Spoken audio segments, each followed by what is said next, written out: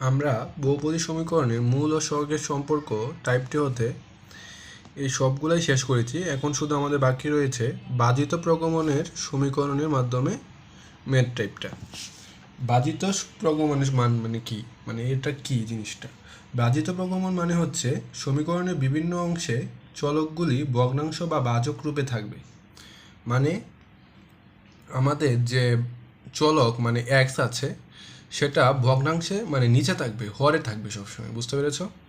তাহলে আমরা চলো ম্যাথটা শুরু করি, তাহলে কিন্তু তোমরা বুঝতে পারবে ম্যাথটা কীরকম। দেখো 31 নাম্বার ম্যাথ, এক্সাম্পল 31 এর 2 number. 15x³ minus 23x square plus 9x minus 1 = 0 সমীকরণের মূলসমূহ বাজিত প্রগমনে থাকলে সমীকরণ সমাধান করো। এখানে আমরা বলেছিলাম যে বাধিত প্রগমনের চলক সবসময় হরে থাকবে। তাহলে আমরা যদি এখানে কি করব, 15x³ minus 23x square plus 9x minus 1 = 0, এখানে x এর পরিবর্তে আমরা 1/x বসিয়ে দিব, ঠিক আছে, বাধিত করার জন্য। তাহলে যদি আমরা x এর পরিবর্তে 1/x বসাই তাহলে 15x চেঞ্জ হয়ে যাবে x15/x³ minus 23/x square plus 9/x minus 1 = 0, ঠিক আছে।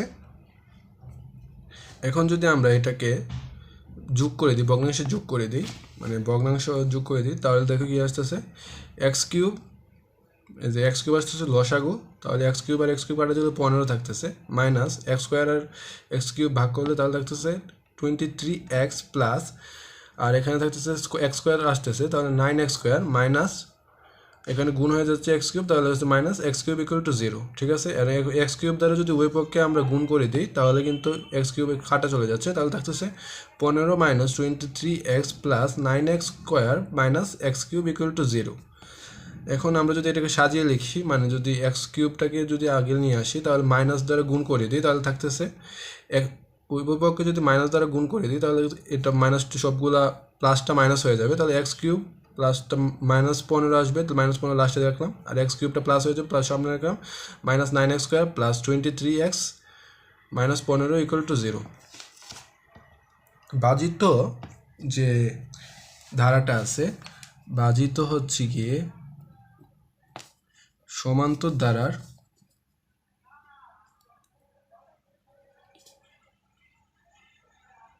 বিপরীত।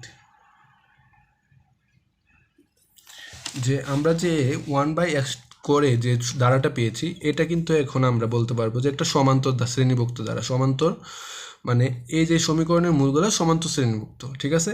আমরা যে সমীকরণটা এখন পেয়েছি এটা কিন্তু সমান্তর ধারার একটা সমীকরণ পেয়েছি, মানে মূলগুলো সমান্তর হবে, এখন সমান্তর ধারায় থাকবে। এটা নোট করে রাখতে পারো যে ভাজিত সমীকরণের জায়গায়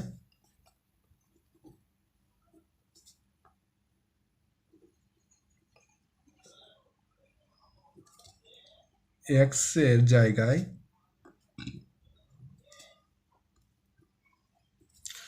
1/x বসিয়ে সমীকরণ গঠন করলে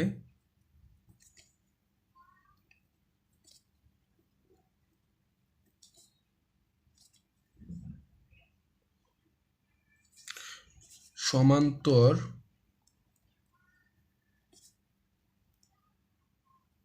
মূল বিশিষ্ট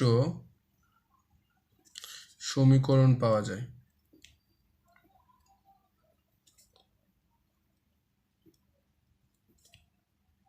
বুঝতে পেরেছ? মানে ভাজিত সমীকরণটাকে x এর পরিবর্তে আমরা 1/x বসাবো, x এর জায়গায় আমরা 1/x বসিয়েছি। যে সমীকরণটা পেয়েছি এটা সমান্তর মূল বিশিষ্ট একটা শ্রেণীভুক্ত সমীকরণ, সমান্তর মূল বিশিষ্ট সমীকরণ, ঠিক আছে। এখন আমরা আগের ম্যাথগুলোতে শিখেছিলাম সমান্তর মূল বিশিষ্ট সমীকরণের যে আমরা ম্যাথগুলো কীভাবে করি, সমান্তর প্রগমনের যে সমীকরণটা আমরা কীভাবে সমাধান করি সেটা কিন্তু শিখেছিলাম। আমরা শিখেছিলাম যে 3টা মূল ধরতে হবে, একটা হচ্ছে আলফা মাইনাস বিটা, একটা আলফা আর একটা আলফা প্লাস বিটা। কারণ আমরা জানি সমান্তর ধারার ক্ষেত্রে সাধারণ যে মানে দুইটা সাধারণ ব্যবধানটা কিন্তু সমান হয়, মানে সবসময় দেখবে ব্যবধানটা সমান হয়। তাহলে আমরা লিখবো যে 3টা মূল ধরবো, আলফা মাইনাস বিটা, আলফা আর আলফা প্লাস বিটা। আগের ম্যাথে আমরা দেখিয়েছি এটা কেন হয়। তাহলে মূল সংখ্যা সম্পর্কে তো আমরা লিখতে পারি যে এই যে সমীকরণটা আছে, আমরা কিন্তু এখন এই সমীকরণটা নিয়ে কাজ করতেছি। এটা একটা সমান্তর মূল বিশিষ্ট, এই যে সমীকরণটা কিন্তু সমান্তর মূল বিশিষ্ট শ্রেণীভুক্ত সমীকরণ। তাহলে আমরা এখন লিখি এই তিনটা মূল দ্বারা যদি লিখি alpha minus beta plus alpha plus beta মূল সহগের সম্পর্ক যদি সূত্রটা লিখি, তাহলে কি আসতেছে -9/1। কারণ দেখো আমরা শিখেছিলাম মাইনাস বি বাই এ, তাহলে বি এর মান হচ্ছে -9 আর এ এর মান হচ্ছে 1, তাহলে -9/1। তাহলে মাইনাস আর মাইনাসে প্লাস, আর এখানে 9 আসতেছে, আর এখানে আলফা আর বিটা কাটা চলে যাচ্ছে, তাহলে 3 আলফা = 9, তাহলে আলফার মান আসতেছে 3। আর আরেকটা শিখেছিলাম যে আলফা বিটা গামা = -d/a, এখানে ডি এর মান দেখো -15, তাহলে লিখতে পারি -15/1। তাহলে কি আসতেছে দেখো, আর এখানে কিন্তু a² - b² সূত্র করতেছে, তাহলে আলফা × α² - β²। আলফার মান আমরা পেয়েছি 3 বসিয়ে দিলে কি আসতেছে 3 × 3 × 9, 3² = 9 - β² = 15। এখন যদি 3 দ্বারা যদি এখানে ভাগ করে দিই, 15 ভাগ হয়ে যায়, তাহলে 5 আসতেছে। দেখো এখানে কিন্তু 5 আসতেছে, আর এখানে থাকতেছে 9 - β²। ঠিক আছে, তোমরা বুঝতে পেরেছ? তাহলে এখন যদি β² যদি আমরা সব সংখ্যাগুলোকে যদি ডান পাশে নিয়ে যাই, তাহলে 4 থাকতেছে, তাহলে বিটার মান আসতেছে +-2। এখন দেখো আমরা আলফার মান পেয়েছি 3, আর বিটার মান পেয়েছি, একটা মান পেয়েছি +2 আর একটা মান পেয়েছি -2। এখন আলফার মান 3 এবং বিটার মান 2 নিয়ে আমরা যে সমান্তর মূল বিশিষ্ট যে সমান্তর মূলগুলো পেয়েছি, মূলগুলো সমান্তর দ্বারা যে মূলগুলো লিখেছিলাম এখানে বসাবো। তাহলে আমরা যে তিনটা মূল পাচ্ছি, একটা পাচ্ছি গিয়ে 5, 3, 1, কারণ আমরা আলফার মান বসিয়েছি 3, বিটার মান বসিয়েছি 2, তাহলে 5, 3, 1 আসতেছে। আবার আলফার মান 3, বিটার মান -2 আসতেছে বসালে, তাহলে আসতেছে 1, 3, 5। দুই ক্ষেত্রে কিন্তু মূলগুলো প্রায় একই মান আসতেছে, তাহলে আমরা লিখতে পারি যে মূল ত্রয় হবে 5, 3, 1। ঠিক আছে, এটা কিন্তু আমরা যে সমান্তর ধারার ক্ষেত্রে যে মানে মূলগুলি সমান্তর হলে আমরা যে সমীকরণটা পেয়েছিলাম, সেই সমীকরণের আমরা মূলগুলো পেয়েছি, মানে এগুলো কিন্তু সমান্তর মূল। এখন আমাদের ভাজিত মূল করতে হলে কি করতে হবে, এগুলোকে মানে ভাজিত ক্ষেত্রে আমরা বলেছিলাম সবসময় চলকগুলি ভগ্নাংশ বা ভাজক রূপে থাকবে, মানে যে মানগুলো আছে এগুলো কিন্তু ভগ্নাংশ আকারে থাকবে। তাহলে আমরা যদি ভাজিত প্রগমনের মূল বিশিষ্ট সমীকরণের মূলগুলো যথাক্রমে হবে, 5টা হবে 1/5, 1/3 আর 1। আমরা কি বলেছিলাম এখানে দেখো, ভাজিত সমীকরণ সমান্তর দ্বারার বিপরীত। তাহলে সমান্তর দ্বারা যদি বের করি, তাহলে ভাজিততে যাইতে হলে আবার এটাকে বিপরীত করতে হবে, মানে 1/, করতে হবে। বুঝতে পেরেছ? এটা মনে রাখলেই হবে, ভাজিত সমীকরণ সমান্তর দ্বারার বিপরীত। এই ভাজিত সমীকরণে আমরা কি করব, প্রথমে আমরা x এর পরিবর্তে 1/x বসাবো। যে সমীকরণটা পাবো সেটা হচ্ছে গিয়ে সেটার মূলগুলি হচ্ছে সমান্তর শ্রেণীভুক্ত। তাহলে আমরা সমান্তর দ্বারার যে ম্যাথটা করেছিলাম সেই মতো একটা ম্যাথ করব, সেই মতো ম্যাথটা করে আমরা যে সমাধানটা পাবো সেটাকে আবার যখন উল্টিয়ে দিব, মানে ভগ্নাংশ করে দিব, তখন আমরা যে মানটা পাবো সেটা হচ্ছে ভাজিত প্রগমনের মূল বিশিষ্ট সমীকরণের মূল। ঠিক আছে, এটাই হচ্ছে আমাদের আনসার। সম্পর্কের যে টাইপটা ছিল সেটা শেষ। এখন আমরা যে টাইপটা দেখবো সেটা হচ্ছে নিউটনের উপপাদ্য। চলো আমরা নিউটনের উপপাদ্যটা শিখে আসি। নিউটনের উপপাদ্যটা হচ্ছে SR plus P1 SR-1 plus P2 SR-2 plus ... আর PR = 0। ঠিক আছে, এটা হচ্ছে নিউটনের উপপাদ্য। এখন যদি আমরা আর এর মান যদি 1 বসাই, দেখো এই সমীকরণে যদি আর এর মান যদি 1 বসাই, তাহলে কি আসতেছে, আর এর মান 1 প্লাস পি এর মান P1, আর এখানে যদি আর এর মান 1 বসাই, 1 - 1 = 0 আসতেছে, তাহলে এখানে S0 আসতেছে, তাহলে এটা সরাসরি বাদ দিতে পারি, তাহলে P1 থাকতেছে = 0। এবং যদি আর এর মান 2 বসাই, তাহলে কি আসতেছে দেখো, আর এর মান 2 প্লাস P1, আর S এর মান এখানে আর এর মান 2 বসালে 2 - 1 আসতেছে S1, তাহলে P1 S1 প্লাস এখানে কি থাকতেছে দেখো,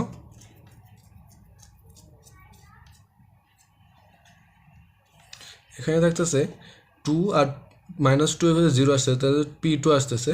তাহলে আমরা এখানে দেখো লাস্টে যেটা দেওয়া আছে আর এর মানটা বসবে 2P2। ইকুয়াল টু 0, ঠিক আছে।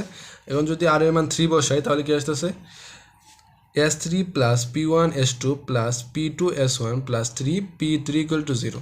এখন যদি আরও আমরা সামনের দিকে আগাই, আর এর মান যদি আমরা 4 বসাই, আর এর মান 4 বসালাম, দেখো আর এর মান 4 বসালে কি আসতেছে, এখানে আসবে P1 S4 মাইনাস 1 আসবে S3।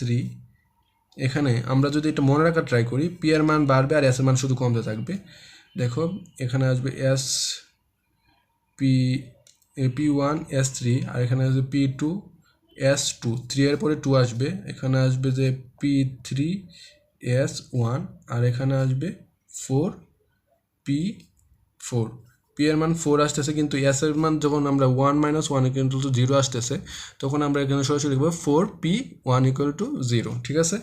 যদি আর এর মান যদি আমরা 5 বসাই তাহলে হচ্ছে P1 S4 P2 S3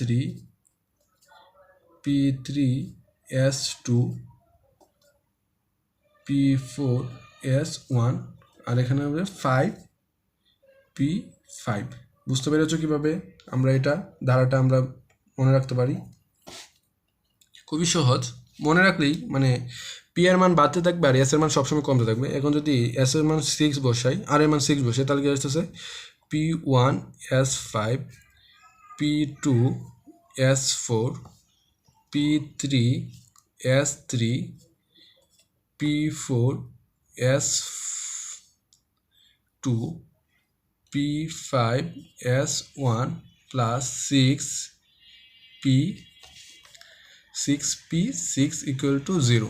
দেখো পি এর মান আসছিল এখানে 1 2 3 4 5 6, আমাদের যখন 6 বসিয়েছি 6 পর্যন্ত যাবে আর এখানে 6 থেকে কমতে থাকবে, শুধু এস এর মানটা শুধু কমতে থাকবে।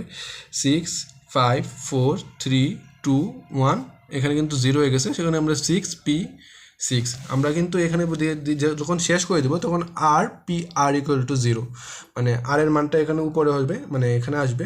এখানে কিন্তু দেখো প্রথমে যে লিখেছিলাম S1 1 বসিয়েছিলাম, পরে আমরা P1, এখানে কিন্তু 1 একটা আছে আর এর মানে কিন্তু 1, সেজন্য আমরা 1টা বাদ দিয়ে দিয়েছি। বুঝতে পেরেছো? এটা কিন্তু খুবই ইজি। চলো এখন আমরা যদি নিউটন উপপাদ্যের সাহায্যে ম্যাথগুলো করা ট্রাই করি, তাহলে এখন আমরা ম্যাথগুলো শুরু করি। Example 10, x³ minus 6x² plus 11x minus 6 equal to 0 সমীকরণ হতে S4 নির্ণয় করো। এই ম্যাথগুলা নিউটনের উপপাদ্য ও সিনথেটিক ভাগের সাহায্যে করা যায়। তো কোয়েশ্চনে শুধু বলে দেওয়া থাকবে যে S4 বা S5 বা S6 বা S3 নির্ণয় করো। এখন আমাদের কাছে যে টাইপটা সহজ লাগবে সেই টাইপে আমরা ম্যাথটা করব। আবার কখনো কখনো বলে দিতে পারে যে নিউটনের উপপাদ্যের সাহায্যে S4 নির্ণয় করো, অথবা বলে দিতে পারে যে সিনথেটিক ভাগের সাহায্যে S4 নির্ণয় করো। তখন কিন্তু আমাদের এই দুইটা টাইপই শিখে রাখতে হবে, তাহলে আমাদের জন্য ইজি হবে। চলো আমরা প্রথমে নিউটনের উপপাদ্যের সাহায্যে ম্যাথটা করব, তারপরে তোমাদেরকে সিনথেটিক ভাগের সাহায্যে যে কীভাবে ম্যাথটা করতে হয় সেটা শিখিয়ে আমরা ম্যাথটা সলভ করব, ঠিক আছে? চলো নিউটনের উপপাদ্যের সাথে ম্যাথটা শুরু করি। এখন দেখো আমাদের যে সমীকরণটা দেওয়া আছে x³ minus 6x plus 11x minus 6 equal to 0। এখানে আমাদের পি এর মান P1 P2 P3 আমাদের কিন্তু S4 বের করতে হবে, তাহলে আমাদের S4 পর্যন্ত সূত্রে যেতে হবে। আমরা কিন্তু S4 পর্যন্ত সূত্র কিন্তু আমরা আগে শিখিয়েছি। দেখো S4 ইকুয়াল টু আসছে যে P1 S3 plus P2 S2 plus P3 S1 plus P4 P4। তাহলে আমাদের P1 এর মান লাগবে, P2 এর মান লাগবে, P3 এর মান লাগবে, P4 এর মান লাগবে, ঠিক আছে? এখন দেখো আমরা এখান থেকে P1 আর P1 এর মান, P2 মান, P3 এর মান আমরা কিন্তু পাবো। দেখো যে প্রথম যেটা থাকবে এটা বাদ দিয়ে প্রথম যে মনে করো যে চলকটা থাকবে মানে x³ বা x⁴ বা x⁵ থাকবে, এটা বাদ দিয়ে পরবর্তী যেটা থাকবে সেটাখান থেকে আমরা P1 শুরু করব। তাহলে P1 ইকুয়াল টু -6, এখানে -6, P2 ইকুয়াল টু আসতেছে 11 আর P3 ইকুয়াল টু আসতেছে -6, ঠিক আছে? আমাদের প্রথম যে এটা থাকবে পদটা থাকবে, প্রথম পদটাকে বাদ দিয়ে দ্বিতীয় পদ থেকে শুরু করতে হবে। দেখো আমাদের যে আমরা যে সূত্রটা শিখেছিলাম, আমরা P1টাকে কিন্তু দ্বিতীয় পদে পেয়েছিলাম, P2টাকে তৃতীয় পদে, এভাবে আমরা ডট ডট করে চলে গিয়েছিলাম। প্রথম পদে কিন্তু আমরা P1 কি বা P2 বা P3 কিচ্ছু পাই নাই, ঠিক আছে। আমরা তাহলে এখানে থেকে আমরা বলতে পারি যে দ্বিতীয় পদের যে সহগ সেটাই হচ্ছে আমাদের P1, তৃতীয় পদের সহগ সেটা হচ্ছে P2, চতুর্থ পদের সহগ সেটা হচ্ছে P3। তাহলে আমরা নিউটনের উপপাদ্য হতে আমাদের প্রথম উপপাদ্য থেকে শুরু করতে হবে। প্রথম উপপাদ্য বলেছিলাম যে S1 পরে হচ্ছে গিয়ে প্লাস P1 ইকুয়াল টু 0।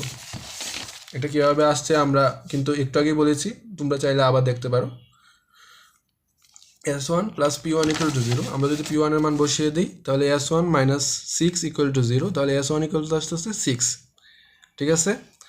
এখন দেখো আমরা S2 এর সূত্রটা লিখব। S2 এর সূত্রটা আমরা কীভাবে লিখছি, দাঁড়াও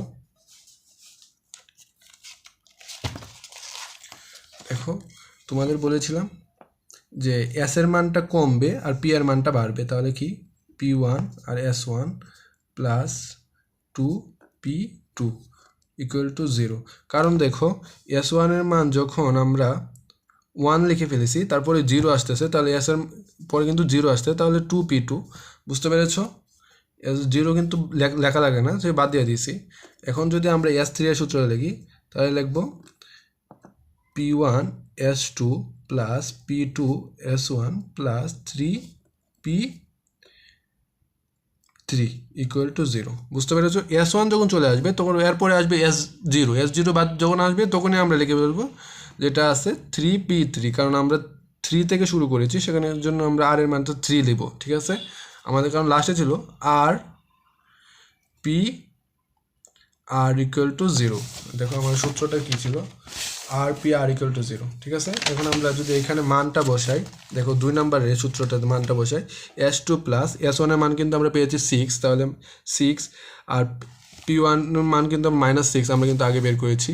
দেখো তাহলে P1 এর মান বসিয়ে দিয়েছি প্লাস 2 ইন্টু P2 এর মান আমরা বের করেছি 11, তাহলে 2 যদি বসিয়ে দিই তাহলে S2 এর মানটা যদি আমরা বের করি যোগ বিয়োগ করে দেখবো S2 এর মান আসছে 14। ঠিক আছে, আমরা কিন্তু S1 এর মান পেয়েছি, S2 এর মান পেয়েছি। এখন আমরা যদি S3 এর সূত্রটা কিন্তু আমরা দেখিয়েছি যে S2 এর সূত্রটা কীভাবে আসলো। S3 প্লাস যে S3 এর পরে S2 plus S2 P1 S1 P2 plus 3P3 equal to 0। এই ম্যাথগুলা একবার দুইবার করলেই কিন্তু পারা যায়।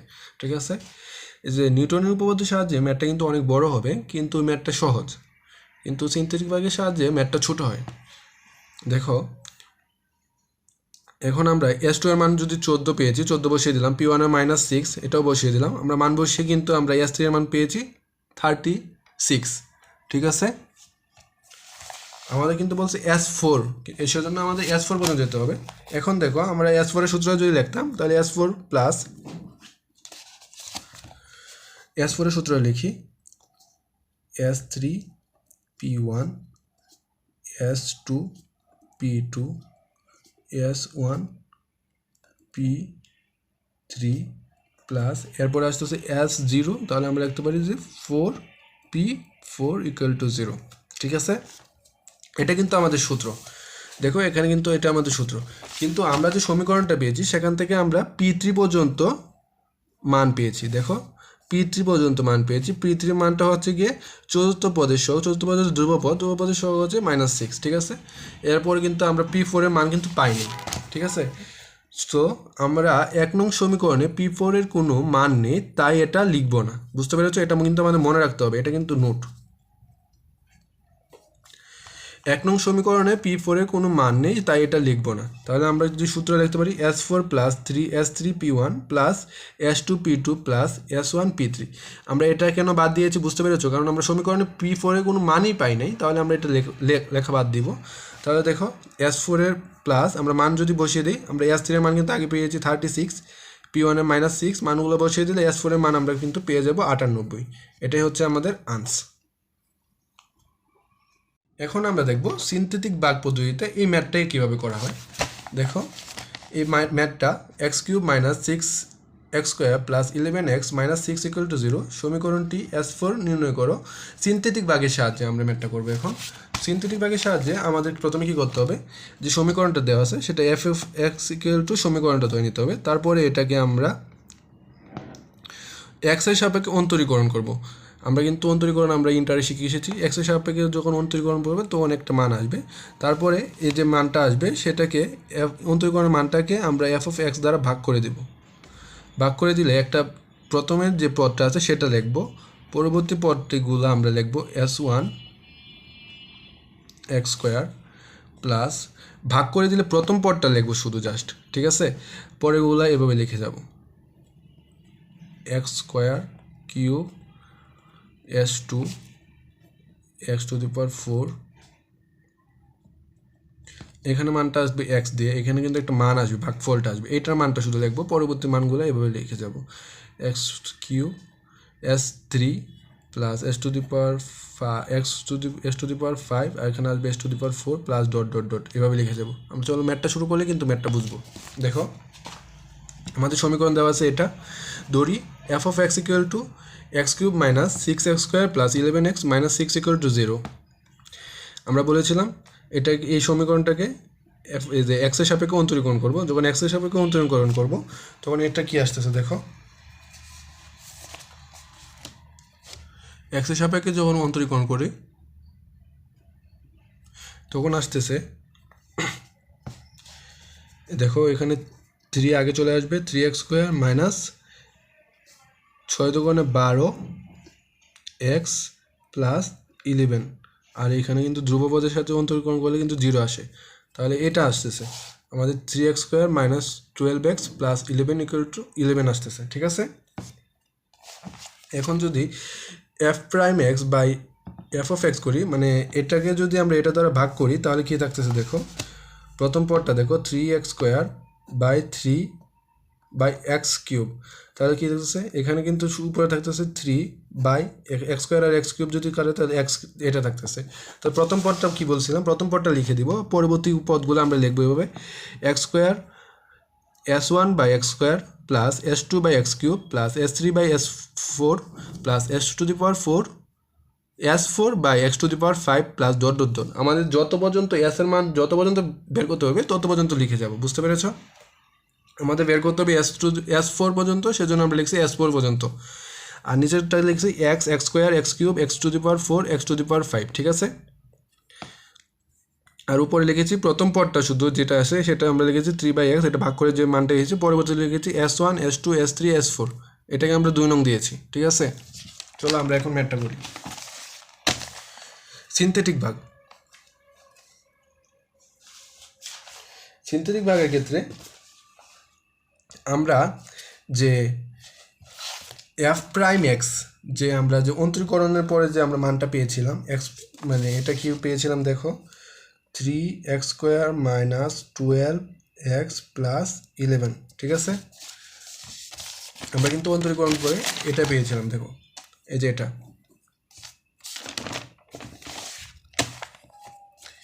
এই মানটা আমরা,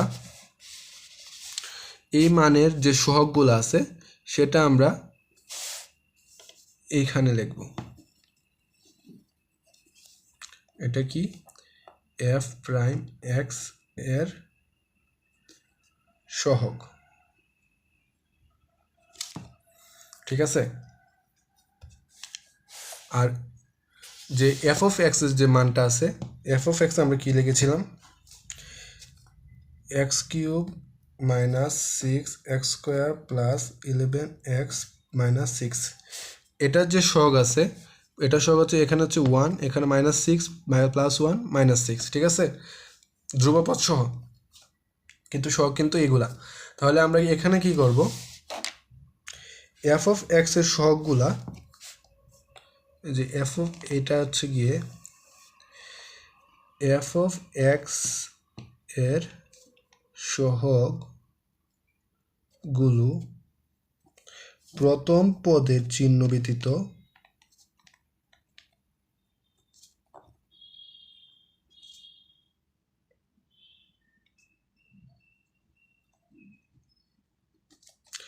বাকি সকল পদের চিহ্ন চেঞ্জ করব।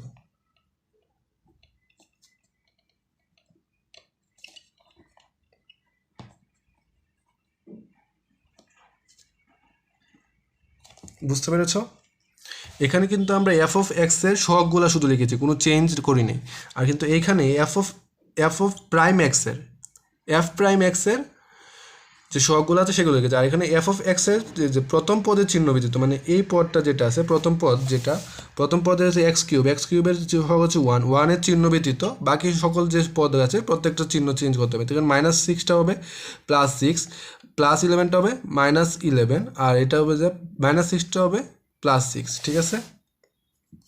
প্রথম পদটা আমরা লিখেছি এফ অফ এক্স এর সহগগুলো প্রথম পদের চিহ্ন ব্যতীত বাকি সকল পদে চিহ্ন চেঞ্জ করবো। প্রথম পদটাকে সেম রাখবো, বাকি পদে চিহ্ন চেঞ্জ করবো। তাহলে +6 -11 +6, এখন ঠিক আছে।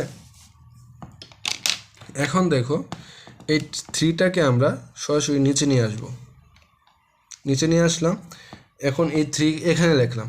এখন এই 3 দিয়ে আমাদের এটাকে একবার গুণ করব, এটাকে একবার গুণ করব, এটাকে একবার গুণ করব। বুঝতে পেরেছো কি বলেছি? তখন দেখো 3 6 18, 18টা লিখবো এই যে 12 নিচে, মানে 3টাকে তো এখানে নিয়ে এসেছি, এখানে লিখবো 18।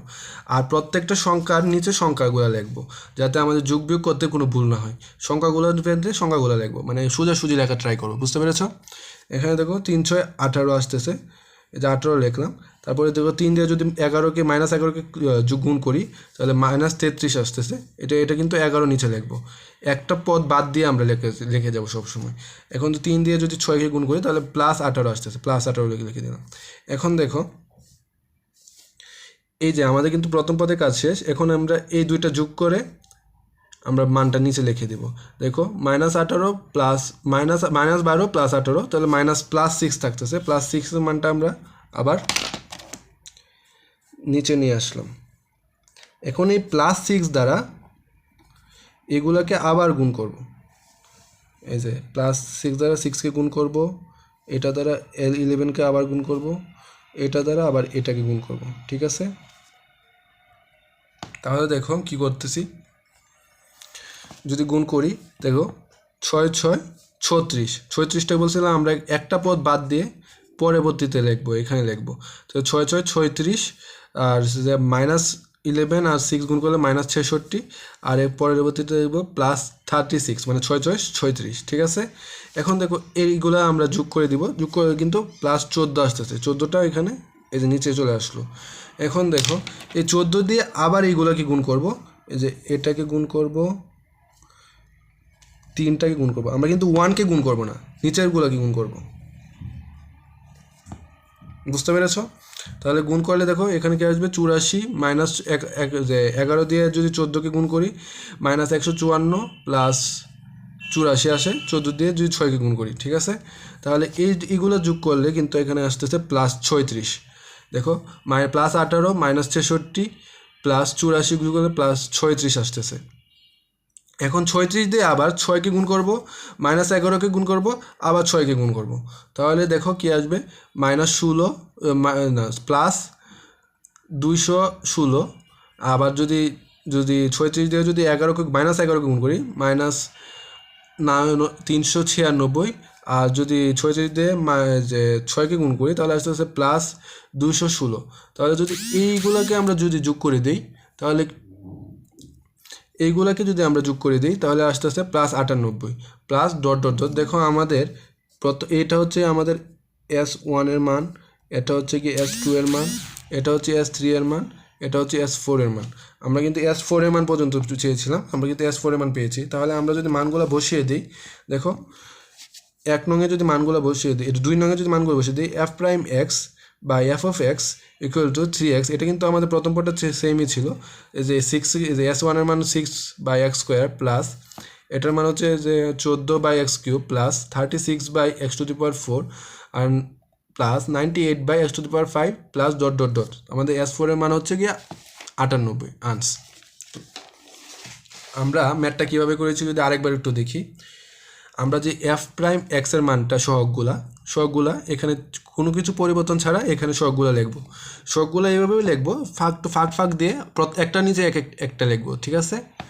আর এইখানে এইখানে যে সহগগুলা লিখবো, এখানে হচ্ছে f(x) এর সহগগুলা প্রথম পদের চিহ্ন ব্যতীত বাকি সকল পদের চিহ্ন চেঞ্জ হবে। আমি কিন্তু নোট করে দিয়েছি এফ অফ এক্সের সহগগুলো প্রথম পদের চিহ্ন ব্যতীত বাকি সকল পদের চিহ্ন পরিবর্তন হবে।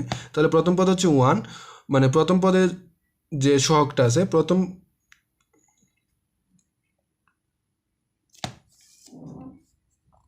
পদের সহগের চিহ্ন হবে, চেঞ্জ হবে। দেখো প্রথম পদের সহগ যেটা আছে 1, এটা কোনো চিহ্ন চেঞ্জ হয় নাই, কিন্তু পরবর্তী পদের যে সহগটা আছে এটা কিন্তু -6 ছিল, এটা চেঞ্জ হয়ে +6 হয়েছে। আর এটা ছিল +11, এটা চেঞ্জ হয়ে -11 হয়েছে।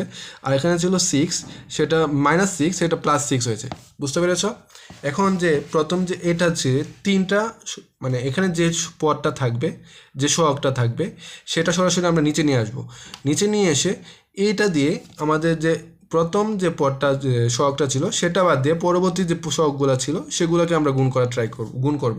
প্রথমে এটাকে গুণ করে এখানে লিখব, একটা বাদ দিয়ে যেটা নিচে এটা নিচে লিখব, 2 নম্বরে লিখব, ঠিক আছে। পরবর্তীতে 3 দিয়ে আবার এটাকে গুণ করব, এরপরে এখানে লিখব, আবার 3 দিয়ে 6কে গুণ করব, তারপর এখানে লিখব। বুঝতে পেরেছ? মানে একটা বাদ দিয়ে লিখব, কিন্তু আমরা লিখব যে প্রত্যেকটা সংখ্যার নিচে সংখ্যাগুলো লিখব, তাহলে আমাদের যোগ বিয়োগ করতে সুবিধা হবে। বুঝতে পেরেছ?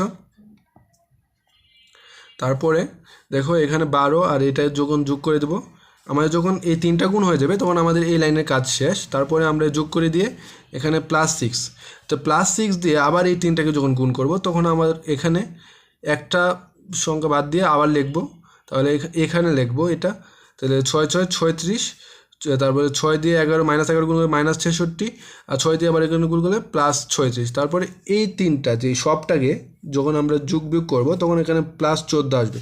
এই সবটা সহ কিন্তু এই সবটা সহ যোগ বিয়োগের মান, এই সবটা সহ যোগ বিয়োগের মান,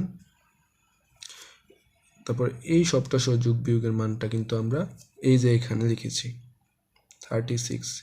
আবার এই সবটা সহ যোগ বিয়োগের মানটা কিন্তু আমরা এইখানে লিখেছি 98।